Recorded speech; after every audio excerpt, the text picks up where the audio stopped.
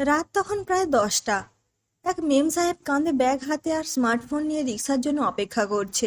পরনে তার জামা আর জিন্স, হাতে বেশ দামি কোম্পানির ঘড়ি, হাবভাব একটু বেশি।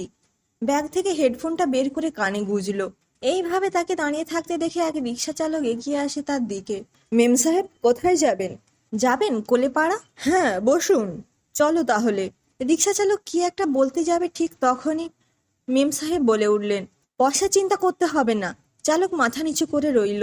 রিক্সা চালু হয়েছে। চালক চালাচ্ছে নিস্তব্ধে। এদিকে মেম সাহেব ফোনে কথা বলছে, সমস্তটাই ইংরেজিতে। কিছুক্ষণ পর মেম সাহেব লক্ষ্য করলেন রিক্সা চালকটি হাসছে। কিছুক্ষণ পর হঠাৎ করে, hey you, why is you লাফিং? বাই দা ওয়ে, তুমি আবার ইংলিশ জানো না? এরকম ভাবে হেসে কি প্রমাণ করতে চাইছো? এমনিই তো অশিক্ষিত, না জেনে হাসি ওড়াচ্ছ।